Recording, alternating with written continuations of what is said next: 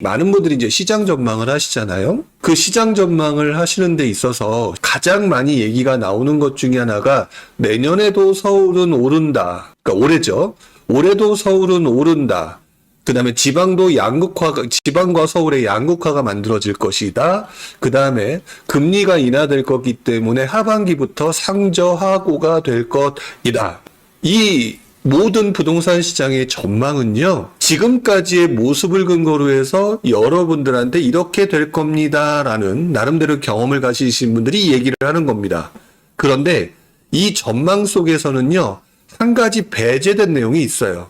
앞으로 우리가 어떤 행동을 하고 정부가 어떤 대책을 내놓을지에 대한 것들은 아무런 정보가 없다라는 거죠. 그래서 지금은 A라는 환경에 맞춰서 A-라고 하는 예상을 하지만 2025년이 되고 난 다음에 얼마 지나지 않아서 갑자기 A라는 환경이 B라는 환경으로 바뀌게 되면 시장에서 일어나는 현상들이 B-가 될 수 있다라는 게 실제 모습이라는 겁니다. 그래서 보통 우리가 전망이라고 얘기하는 것들은 그동안의 A 환경에서 예상되는 A-의 모습을 얘기하지만 실제 시장의 모습은 B라는 환경으로 변화돼서 B-로 바뀔 수 있는 거라 기본적으로 전망은 무조건 틀리게 되어 있습니다. 그런데 이 전제를 무시하거나 간과하고 판단하시는 분들이 너무 많아요. 근데 그렇게 말씀드릴 수밖에 없는 가장 큰 이유는요, B라는 환경이 만들어질지 안 만들어질지 그 어느 누구도 맞출 수가 없기 때문에 지금까지의 환경으로 예상하면서 약간 달라질 수 있다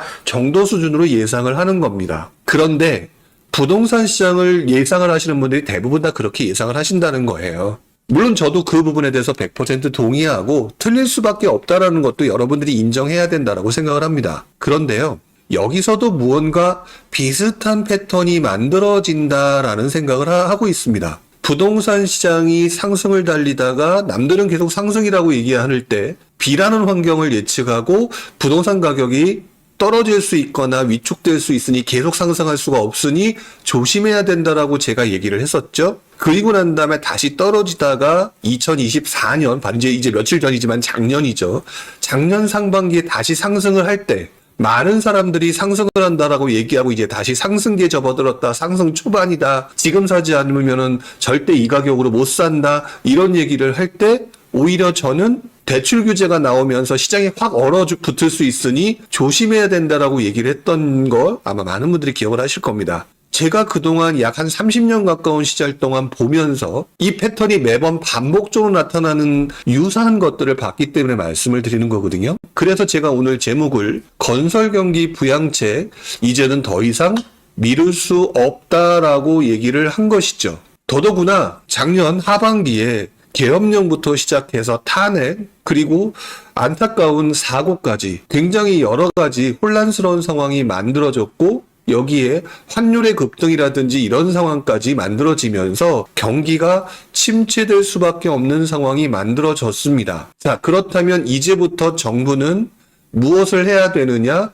뭐 대통령이 지금 탄핵받았으니까 뭐가 얘기가 진행되지 않는다, 뭐 된다 이걸 떠나서 어찌됐든 대한민국이 제대로 진행이 되기 위해서는 기존 방식에서 더 엑셀레이터를 밟든지 아니면 방법을 전환하든지 이런 식으로 가는 게 2025년도의 모습일 수밖에 없다라는 거죠. 즉 시장이 안정적으로 움직이길 바라는 정부가 이 시장이 움직이는 지금 현재의 모습 봤을 땐 굉장히 안 좋으니까 이것들을 붐업을 시킬 수밖에 없는 방향으로 갈 것이다 라고 이야기를 하는 게 맞다라는 겁니다. 자, 그런 가운데서 이 부동산 시장만 놓고 보게 되면은 건설경기 부양책이라는 게 만들어질 수밖에 없다라는 것이죠. 이 건설경기 부양책이라고 하는 부분에 대해서 마트 사냥꾼님께서 이렇게 질문을 해주셨거든요. 현재 정치 상황에서 커다란 건설경기 부양책이 나오기는 힘들 것 같은데 저의 생각은 어떤지라고 물어보셨습니다. 이 말은요, 현재 이 혼란스러운 상황에서는 건설경기, 뭔가 결과가 스펙타클한 그런 건설경기 부양책이 나오기는 힘들 것 같다라고 예상을 해주셨다는 거죠. 사실상 마트 사냥꾼이 지금 현 시점에 대해서 조금 부정적이거나 조금 시간이 걸린다라고 예상을 하고 계시다 보니까 이렇게 표현하셨을 거라고 생각을 하는데요. 저도 굉장히 동일해요. 근데 있잖아요. 여러분들과 저의 보는 시각이 틀리다는 생각을 많이 합니다. 저는요, 굉장히 긴 시각으로 보는 편입니다. 그동안의 사례와 제 경험을 놓고 보니까 정부가 우리가 원하는, 지금 우리 마트 사냥꾼님께서 질문도 이렇게 해주셨거든요. 현재 상황에서 커다란 건설 경기 부양책은 힘들다 라고 얘기하셨다는 얘기는 이거를 뒤집어 놓고 보게 되면 커다란 부양책을 기대한다는 얘기가 될 수 있는 거거든요. 근데 저는 아예 처음부터 정부의 부양책을 기대하지 않습니다. 그동안에 보였던 정부의 정책 패턴은 감질나게 하는 패턴을 보였거든요. 그렇기 때문에 마트 사냥꾼님께서 표현해 주셨던 커다란 건설 경기 부양책은 원래부터 나온 적이 없어요. 우와, 대단한데? 이런 거는 거의 본 적이 없다라는 거죠. 그래서 저 역시도 건설 경기 부양책이 이제는 더 이상 미룰 수 없고 나온다라고 보는데, 커다란 건설 경기 부양책이 아니라 우리 군대에 갔다 오신 분 아시죠? 총을 쏠 때 0.4격이라고 해서 총이 제대로 맞기 위해서 조정을 하잖아요. 그 조정하는 경기부양책의 형태로 찔끔찔끔 나오게 된다라는 거죠. 그래서 이 방송을 보시는 누군가는 뭐야? 그럼 올해도 별 볼 일 없다는 거네? 라고 생각하고 방송을 끄실 수도 있겠지만 어차피 그거는 그분의 성향이기 때문에 제 방송을 보시는 분들은 제가 누누이 말씀드리죠. 정부 정책 자체가 원래 오래 걸리고 천천히 열받게 하면서 대책이 나오기 때문에 당연히 커다란 건설 경기 부양책이 안 나온다. 그런데 제가 말씀드린 거죠. 앞으로 이제 말씀드릴 건데 말씀드린 대로 나온다라면 여러분들은 흥분하셔야 돼요. 이 패턴이 적용된다, 그대로 가고 있다라고 하는 부분을 생각해야 되니까. 미래님이 얘기해 주셨네요. 누적 효과. 제가 여러 번 말씀을 드렸죠. 말도 안 되는 커다란, 내가 기대하는 커다란 정책이 아니라 짜증나는 찔끔찔끔 나오는 이 정책이 쌓여서 그게 몇 년이 될지 몰라요. 올 하반기가 될지 또는 내년이 될지 후년이 될지 모르지만 그것들이 쌓였을 때 어느 순간에 이렇게 풀렸어? 라고 하는 상황이 만들어지는 기간으로 건설경기 부양책이 연결될 것이다 라고 예상을 하고 있습니다. 그렇기 때문에 여러분들이 올해 봐야 되는 것들은요, 유튜브에서 올해는 오릅니다, 금리가 떨어질 거기 때문에 부동산이 오릅니다, 이런 말도 안 되는 헛소리 같은 거 듣지 마시고요, 건설 경기를 부양을 해서 지금같이 최악의 상황을 극복하려고 할 것이다 라는 너무나도 상식적인 이 논리 하에서 어떤 식으로 정부가 찔끔찔끔 바꿔나가는지 하나씩 하나씩 보셔야 된다는 거죠. 여기 보시게 되면 왜 이렇게 얘기를 하는지를 말씀을 좀 드려야 되려고 해요. 대출들은 지금 안 되고 있죠. 수주도 안 되고 있죠. 여기에 돈줄은 마르고 있고요. 건설 경기 침체, 사실 건설 경기 부양은 2024년 내내 얘기를 했었잖아요. PF 대출 해결한다고 분명히 얘기를 했잖아요. 그런데 악성 미분양이 최대치를 경신했는데 80%가 지방이래요. 초토화됐대요, 지방은. 자, 분양 물량이 줄어든대요. 그러더니 이번 신문 기사에 아주 재밌는 내용이 나오더라고요. 지방 작은 건설사들은 막 쓰러져도 되나요? 참 제목이 좀 자극적이죠? 이런 식으로 무언가가 얘기가 나온다는 얘기는 뭘까요? 시장의 여론들을 지금 이렇게 개판 5분 전으로 흘러가는 시장 상황, 그리고 앞으로도 그렇게 별로 좋지 않은 상황인데 정부, 니네들 가만히 있을 거야? 라고 하는 무언의 압박이죠. 자, 보십시오. 정부는 원래 찔끔찔끔한다라고 얘기를 했습니다.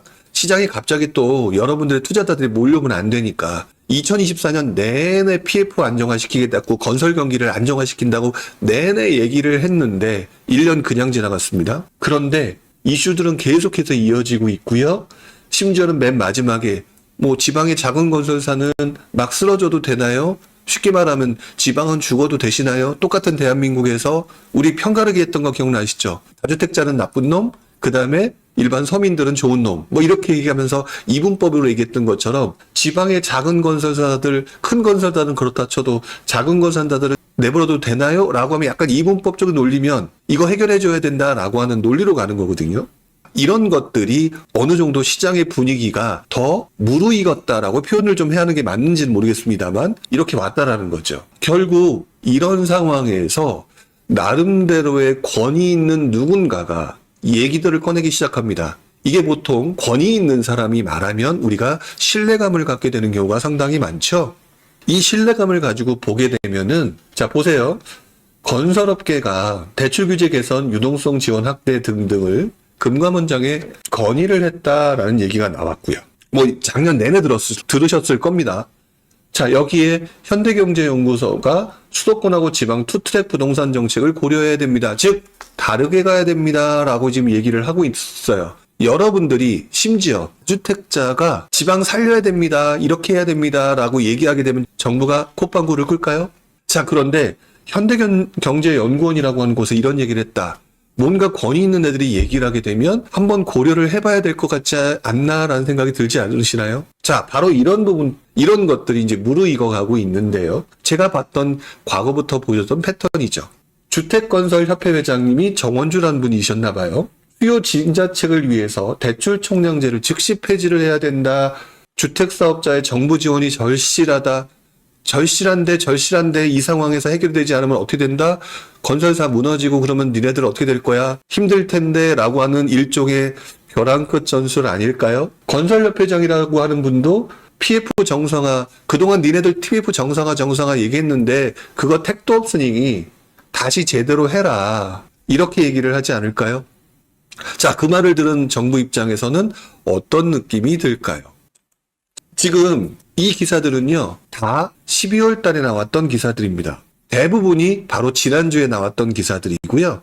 좀 오래전에 나왔던 기사라고 제가 뽑아왔지만, 그래도 다 작년 12월에 나왔던 기사들입니다. 이 12월에 나왔던 이 기사들이 결국 무엇을 향해서 정부를 향해서 무언의 압박을 하고 있느냐? 지금 계엄이다, 탄핵이다, 각종 사고다, 시장이 불안하고 환율은 급등하고 있는, 그리고 건설 경기 말고 일반 경기조차도 지금 장사가 안 되고 뭐가 안 돼서 자영업자들이 죽어 나자빠지는 상황이 만들어질 수 있는 이 상황을 니네들 보고 있니? 근데 여기다 우리 그냥 내버려 두게 되면은 건설 경기 무너지게 되면 어떻게 되지? 이 산업의 파급 효과, 이 큰 건설 경기가 무너지게 되면 공급은 더욱더 부족해질 것이고, 자, 이런 상황에서 대한민국이 제대로 돌아갈까? 라고 하는 부분을 또다시 압박하는 현상이 만들어진 거죠. 이런 상황에서 정부는 앞으로 어떤 행동을 하게 될까요? 이게 바로 지금 당장 무슨 대책이 나와서 내가 먹고 사는 거, 돈을 버는 거 안 벌고 하는 문제에 대해서 생각을 하게 되면 보이지 않는, 조금 더 거시적으로 봤을 때 내년도에 내년이 아니죠. 올해 일어나는 현상은요. 기본적으로, 그래서 제가 제목에다 이렇게 쓴 겁니다. 건설경기 부양책 이제는 더 이상 미룰 수 없다. 자, 그래서 정부도 이제부터 고민을 하기 시작할 겁니다. 아니, 고민을 했는지도 모르죠. 그래서 정부는 이제부터는 분명히 두 가지를 가지고 고민하면서 얘기를 할 겁니다. 그리고 그것을 가지고 집행하려고 하겠죠. 첫 번째, 작년에 살려주려고 했더니 뭐부터 튀어올랐어요? 서울이 튀어올랐죠. 그리고 서울이 튀어오르는 것을 억지로 눌러놓다 보니까 대출 규제를 하는 것까지는 좋았는데 시장 경기가 죽죠? 자, 그렇다면 풀어도 살릴 수밖에 살아나면서 시장에 엄청난 영향을 주지 않을 것들에 대해서 고민하지 않을까요? 그러면서 옛날 우리 정책을 집행했던 선배 공무원들이 했던 과거 데이터와 자료들 캐비넷에서 열어서 꺼내서 보지 않을까요?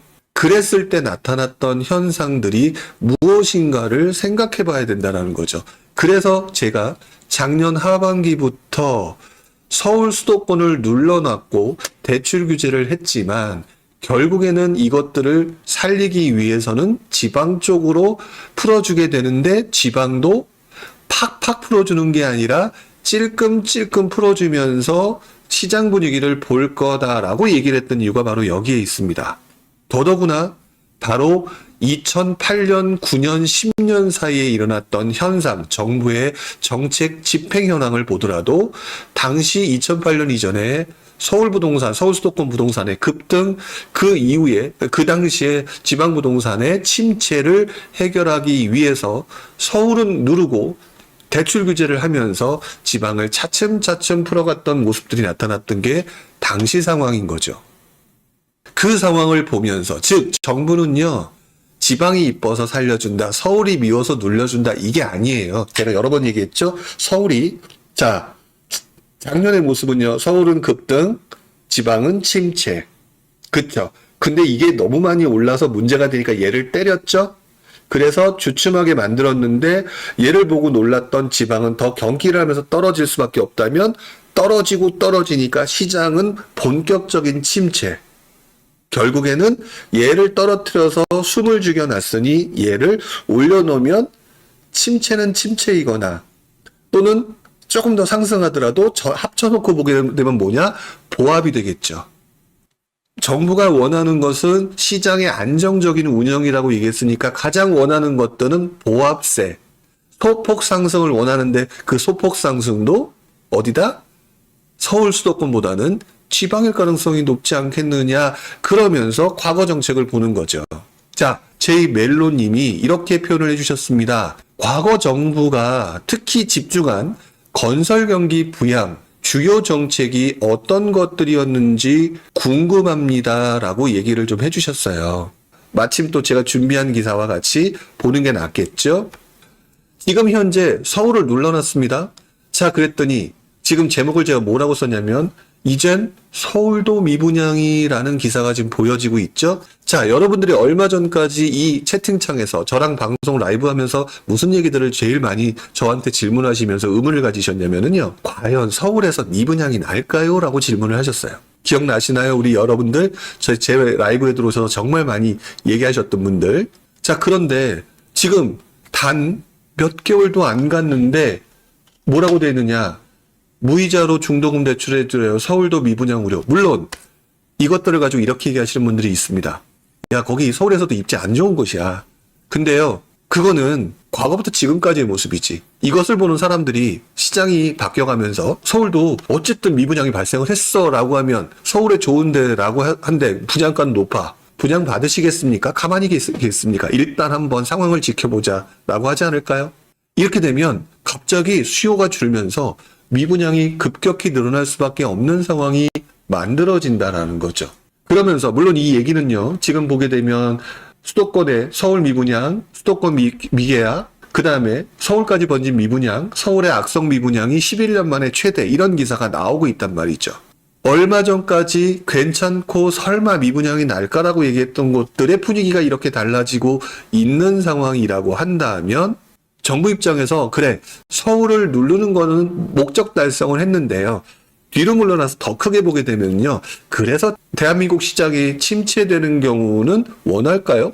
안 원한단 말이죠. 그러면 뭔가 다른 정책이 나올 수밖에 없는 구조가 만들어진다라는 거란 말이에요. 근데 왜 제이멜로님의 질문에 제가 이거를 보여드렸느냐. 과거 정부가 특히 집중한 건설 경기 부양의 주요 정책이 어떤 것들이 있었느냐라고 얘기를 하셨는데 자, 서울이 이 정도 됐죠? 그럼 지방은요? 지방은 지금 어떤 상황일까? 한번 유추해서 정리를 해보시기 바랍니다. 자, 유추해서 생각을 해보면 어떤 부분이 발생을 했겠어요? 지방은 분양도 더 잘 안 되고 미분양은 더욱더 심해졌겠구나라는 얘기가 나올 수밖에 없지 않을까요? 그래서 미래도 그렇고 과거에 어떤 일이 일어났냐면 정부가 했던 것들은요. 이 중에서 첫 번째 준공후 미분양. 준공은 했는데 이미 미분양, 조금 나쁘게 말하면 입지 나쁜 것들이죠. 이런 것들에 대한 각종 미분양 구입 혜택을 주면서 여러분들의 반응을 본다라는 거였어요. 그리고 이 내용은 이미 여러분들 알고 있다시피 지방 준공후 미분양에 대해서는 분명히 지금도 혜택이 있죠. 그런데 여러분들 어떻습니까? 사고 계신가요? 안 사고 계시죠? 결국 정부가 지난번에 찔끔하고 내놨던 정책이 별로 도움이 안 된다라고 생각하게 되면 준공후 미분양 안 팔리는데 이제 준공후 미분양뿐만 아니라 준공전 미분양도 있잖아요. 그럼 그것들을 풀기 위해서 각종 대책들이 만들어지겠죠. 준공후 미분양뿐만 아닌 모든 미분양 전체에 대한 각종 혜택이 주어지게 될 가능성이 만들어진다는 얘기입니다. 그게 언제? 바로 그게 2008년, 9년도에 지방주택 정상화 대책이 바로 그때의 모습이었죠. 그 과거의 모습을 보면서 제가 이번에도 그럴 가능성이 높지 않을까라고 보여지는 건데요. 자, 여러분들 근데 질문 한번 해볼까요? 여러분들 중에 상당수가 다주택자인 경우들이 꽤 있습니다. 근데 이분들은 지금 움직일 수 있을까요? 없을까요? 이분들은 지금 현재 움직이기가 어려운 상황일 거예요. 바로 세금 때문이죠.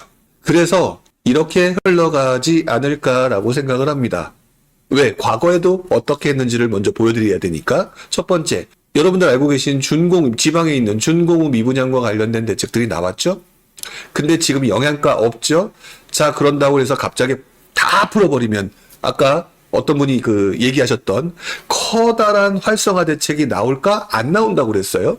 그러면 지금 현재 나왔던 대책보다 한 단계 위이면서 갑자기 지방으로 몰려가는 이런 다주택자를 막을 수밖에 없는 그런 대책들을 생각하면서 찔끔하면서 더 틈을 벌려야 되겠죠?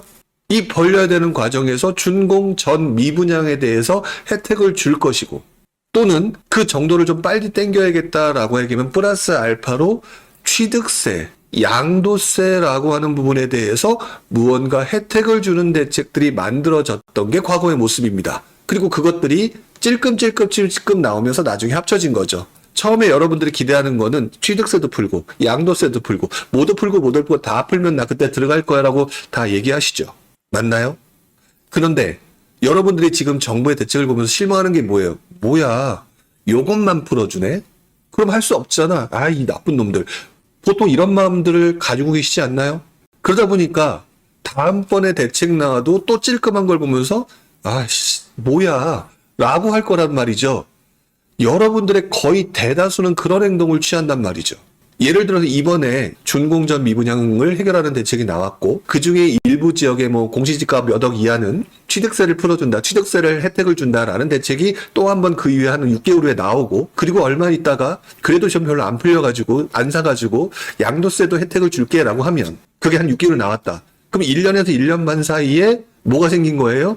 취득세도 풀고 양도세도 풀고 각종 혜택도 부여되고, 이러면 그때 시점에 시간을 두고 보게 되면 우와 많이 풀렸네 라고 해서 들어갈 수 있는 판이 만들어지는데, 계속 몇 번에 걸쳐서 실망한 사람들은 그때 무슨 짓 하는 줄 아세요? 에이 부동산 안 해 라고 안 본단 말이에요. 그래서 이 시기, 지금 우리 라이브 방송을 보시는 분들이 정확하게 지금 얘기 한번 해볼까요? 지금 제 라이브 방송을 보시는 분이 동시 시청자 수가 278명으로 나옵니다. 자, 그런데 정확하게 10월 달쯤에는요 606분 정도가 이 방송을 보고 계셨어요. 그리고요 7월 달쯤에는 900명 정도가 보고 계셨어요. 뭔지 아십니까? 그때그때 상황에 따라서 단기적인 상황을 보면서 여러분들이 들락날락 한단 말이에요. 800에서 900명 정도 되시던 분들이 지금 현재 한 300명이 좀 안 되거든요. 600명, 500명, 600명이 날라갔어요. 이분들은 계속해서 뭐가 되는 줄 아십니까? 맨날 뒷북만 치는 상황이 만들어진단 말이에요. 물론 이분들을 제가 폄하하거나 욕을 하려고 하는 의도는 아닌데 혹시라도 그렇게 들으실까봐. 그게 아니라 이 모습들을 보면서 제가 그동안 봐왔던 이 모습들, 시장의 모습들이 이러한 패턴으로 움직인다라고 느껴진다라는 거예요. 그때도 그래서 제가 정말로 많이 실력이 늘고 많이 배웠던 시기가 바로 그 2008년부터 2014년까지입니다.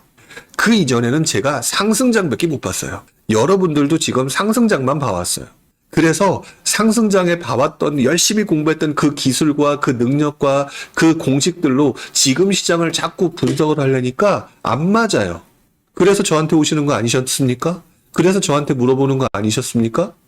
지금 제가 여러분들한테 얘기하는 이 내용들, 아니 그 하락장도 못 보고 뭐도 안 본 사람들이 지금 헛소리하고 있어 라고 얘기했던 그 이유는 바로 2008년부터 2014년까지의 상황을 단 하루도 쉬지 않고 단 하루도 이 시장을 떠나지 않고 당시 상황을 계속 보면서 아 이렇게 움직이는구나, 사람들은 이렇게 움직이고 정부는 이렇게 행동하는구나 라는 것들을 몸소 느꼈기 때문이죠. 자, 어찌됐든 다시 정리해서 제이멜로님의 질문에 다시 한번 말씀을 드린다면, 첫 번째 특정 지역에 대한 미분양 대책과 취득세 감면 대책, 양도세 감면 대책, 그리고 또 그 내부에 어떤 특정 대상을 축약시켜서 얘네들만 혜택을 주는 그런 대책들이 계속해서 찔끔 늘어나는 방식으로 분위기가 갈 가능성이 매우 높습니다. 그리고 그 내용은 올해 6개월 동안 아니면 2025년 동안 계속 막 일어나는 게 아니라 아이고 답답해 라는 생각이 들 정도로 천천히 움직이게 될 가능성이 높죠. 여기에 각종 전세 가격, 요즘 공급 부족 때문에 이제 전세 가격 얘기가 나오니까 또 여러 가지 변수에 따른 전세 가격의 변화에 따라서 또 정부 정책이 지금 제가 말씀드렸던 이 정책 외에 또 다른 다양한 정책들이 만들어지게 되겠죠. 제가 이것들을 한두 번 복기를 하고 했겠습니까? 2008년도부터 지금까지 어마어마하게 반복하고 반복했던 내용들이고 그 가운데서 패턴을 찾아낼 때까지 한두 번 봐가지고는 패턴을 찾기가 없겠죠. 그렇기 때문에 제 말을 항상 100% 맞지 않는다라고 얘기하면서 이 패턴이라고 하는 비슷한 모습들은 항상 반복된다. 상승이 있으면 하락이 있고 침체가 있으면 부양이 있다라고 하는 대원칙에서 움직이기 때문에 그렇습니다. 올해 부동산이 오를까요? 어디 투자해야 될까요? 라고 하는 질문하시는 분들은 답답해 미칠 겁니다. 그것을 대답하는 누군가도 맞을 수도 있고 틀릴 수도 있고. 그런데요. 이제부터 조금 시각을 바꿔서요. 어차피 부양책을 만들 수밖에 없어.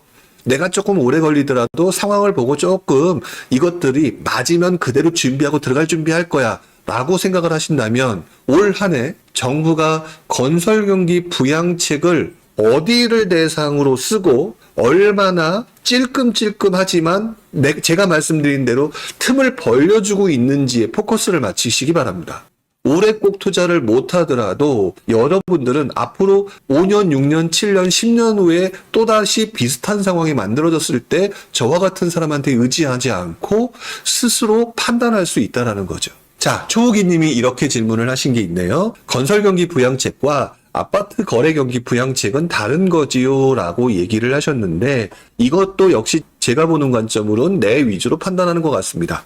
얘기를 할 때 보면은 유튜브에서 인과관계라는 말을 되게 많이 쓰죠. 왜 그러냐면 자 보세요. 건설경기 부양책은 건설이라고 딱 한정되어 있고요. 아파트 경기 부양책은요. 나하고 직접적인 영향이 있죠. 건설경기 부양책은 그래서 나랑 관련이 없는 것 같고요. 아파트 거래경기 부양책은 나와 관련이 있는 것 같기도 합니다. 그런데요.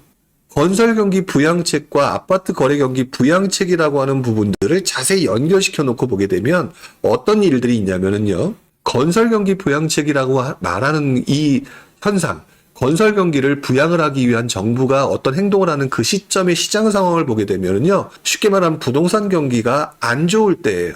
부동산 경기가 안 좋기 때문에 여러분들 집을 안 사거든요. 그래서 공급은 더 안 좋아서 건설 경기는 더 안 좋아지는 악순환이 만들어지게 되죠.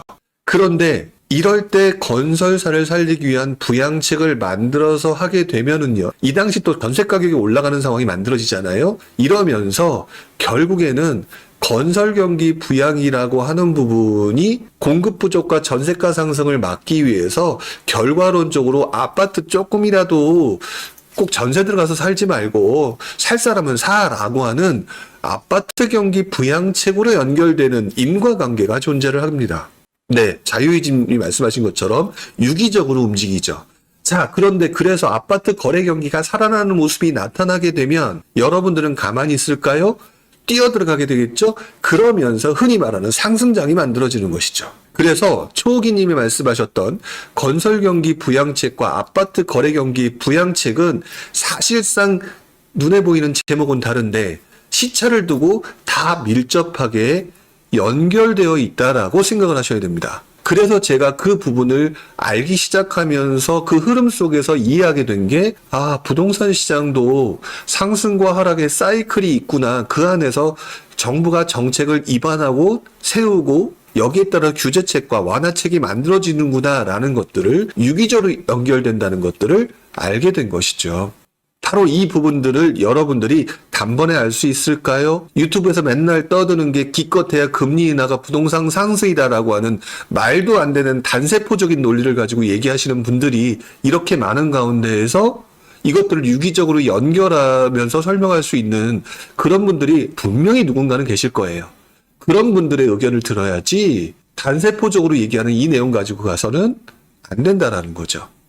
자, 무한수익 복사님이 정부의 규제가 똘똘한 채만 집중되고 있는데 지방 규제가 완화되면 도움이 될까요? 라는 질문이 제가 조금 이해가 안 되는 질문입니다. 그냥 대충 이 얘기일 거다라고 생각하고 말씀을 드린다면 이겁니다.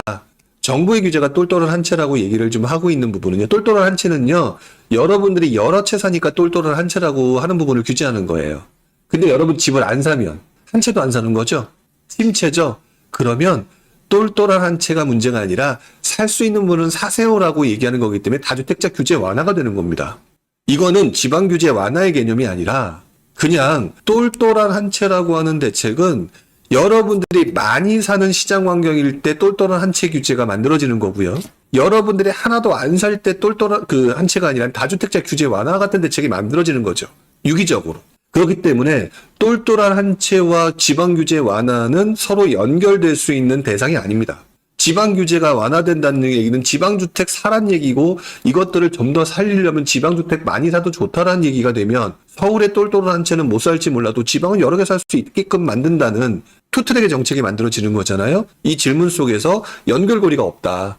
다시 한번 언급하지만 똘똘한 한 채와 다주택자 규제 완화는 그 시기에 맞는 정책 부분이지 이것들을 서울과 지방의 그것들과 연결시키기에는 좀 애매한 것이 아닐까라는 생각이 듭니다.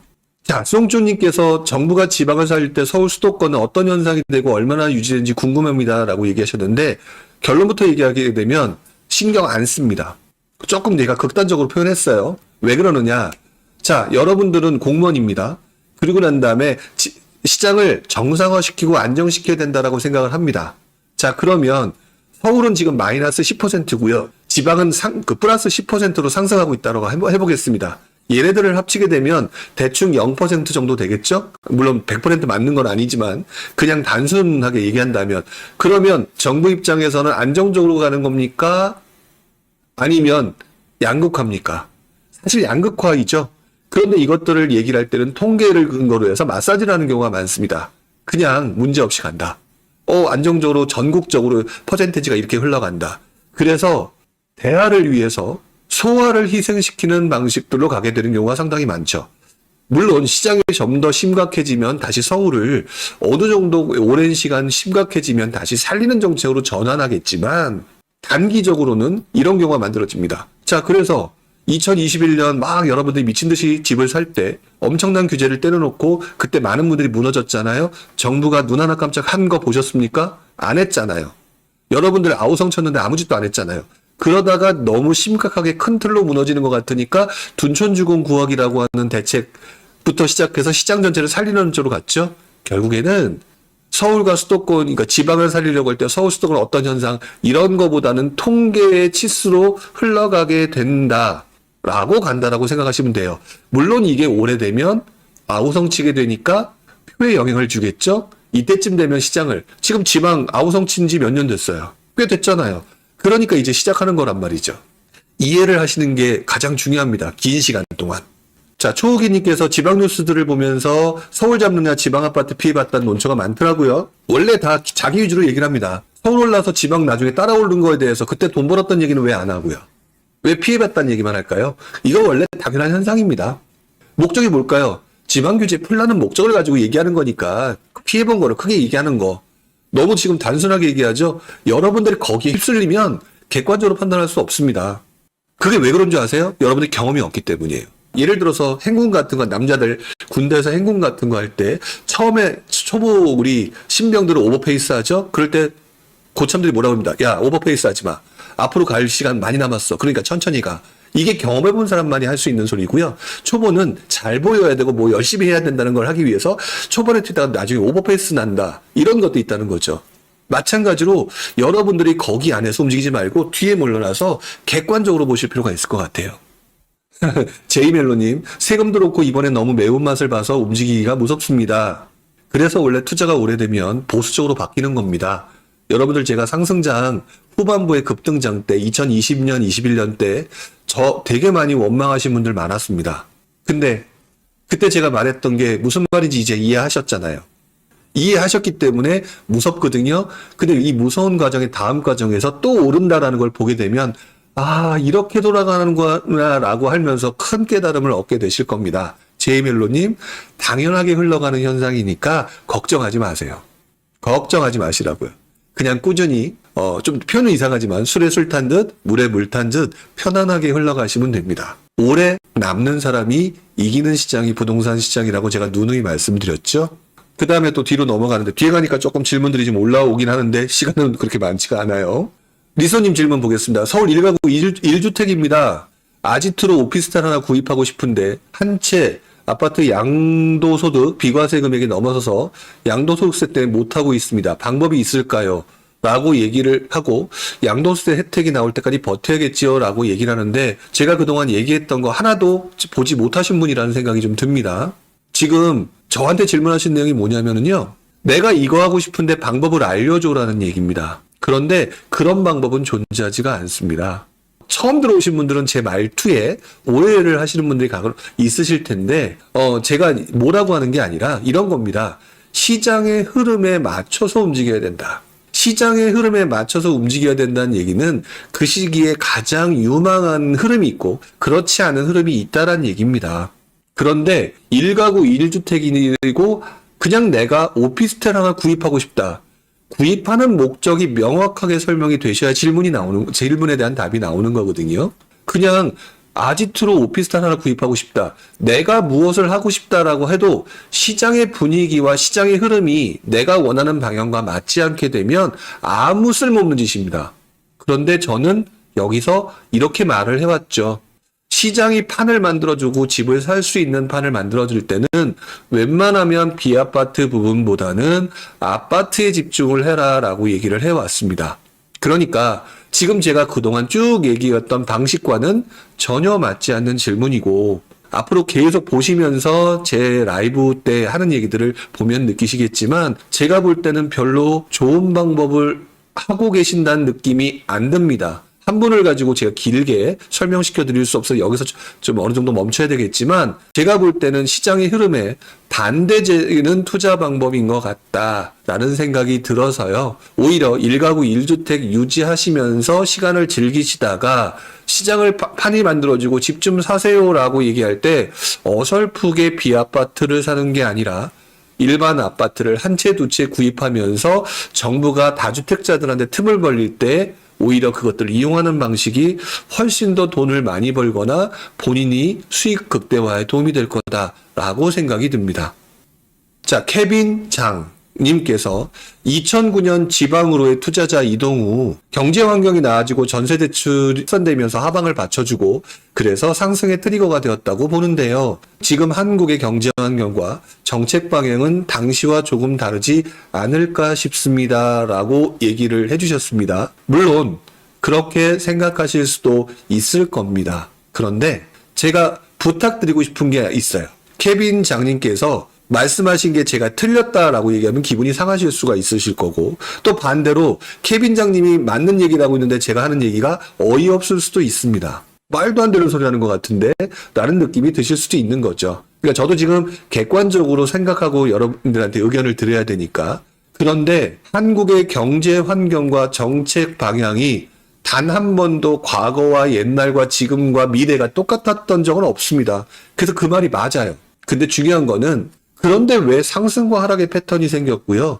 그런데 왜 정책의 완화와 규제라고 하는 공통의 패턴이 생겼을까? 라고 하는 부분들을 통찰을 해보셨으면 좋겠습니다.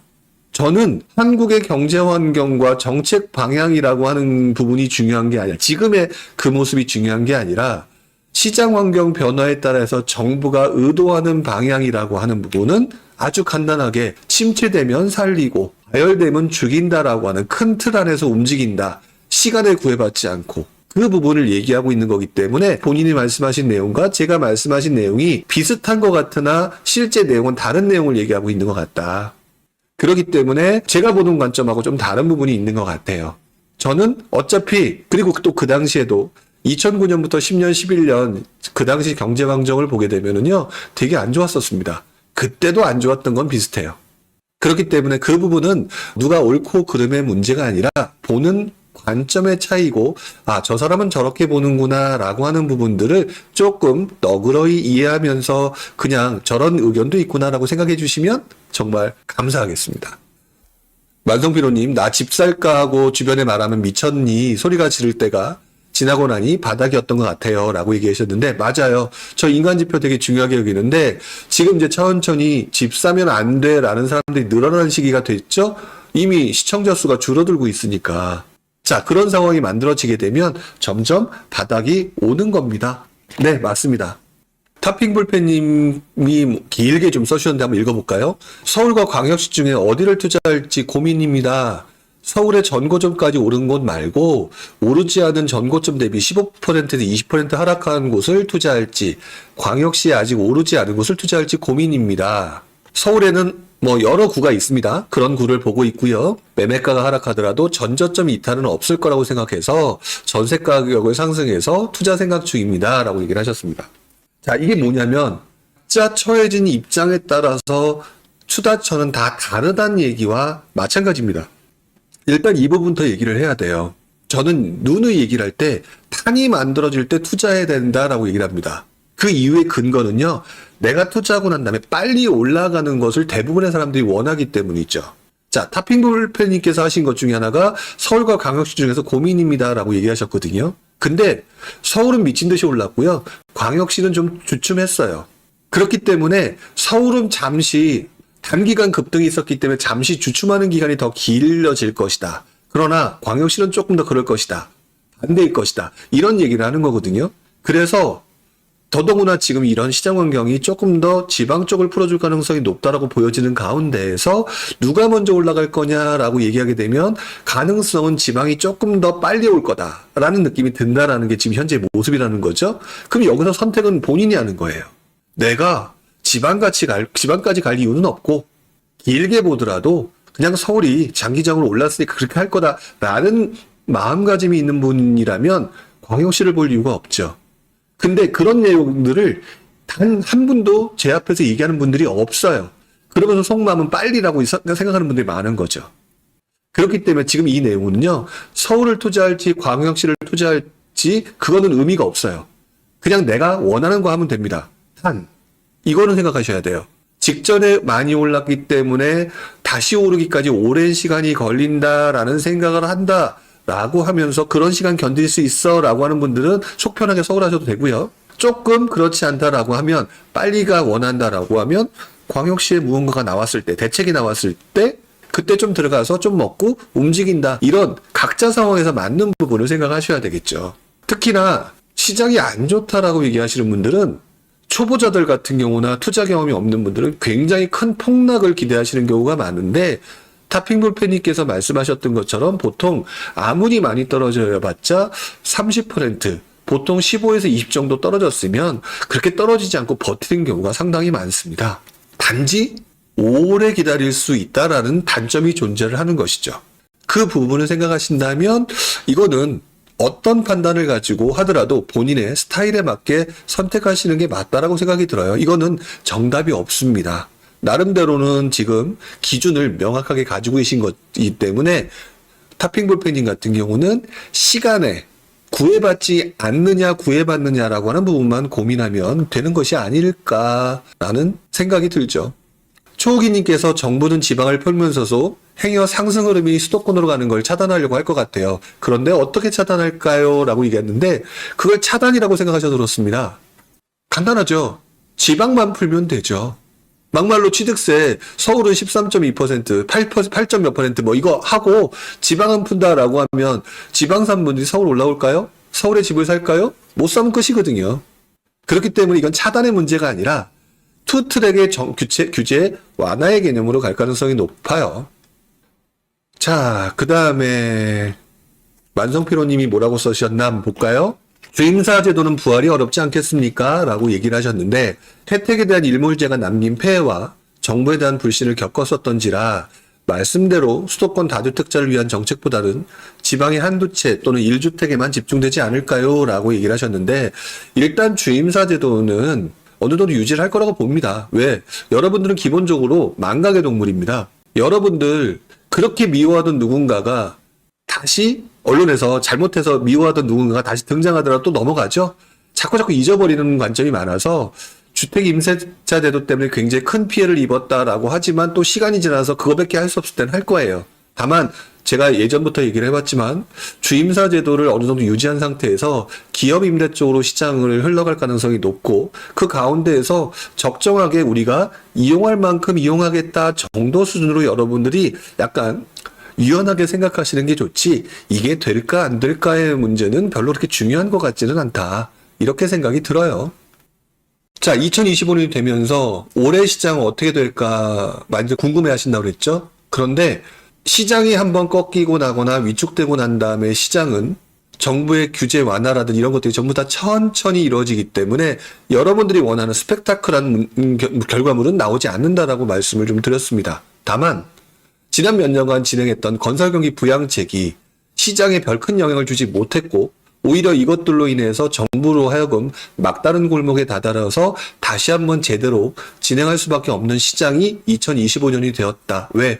공급 부족이라고 하는 부분이 2025년부터 2026년까지가 상당히 큰 문제이기 때문에 일단 이 부양이라고 하는 부분에 대해서 시작이 될 수밖에 없다.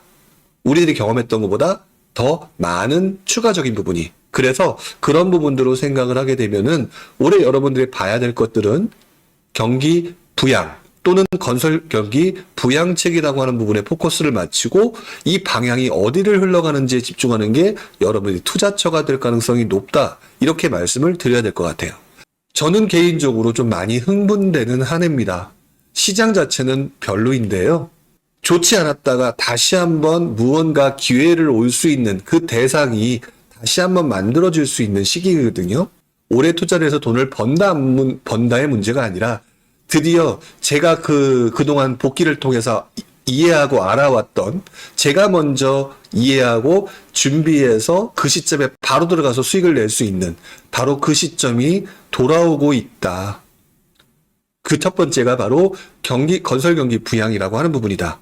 그리고 이것들을 어떻게 바라보고 여기에 있는 정부의 방향 이쪽을 보고 투자하는 게 맞아 보이는데요. 2025년만 생각하지 마시고 2025년과 2026년, 7년 이것들을 길게 보시면서 이 올해 건설 경기 부양과 관련된 정부 정책의 방향을 꼭 한번 보시기 바랍니다.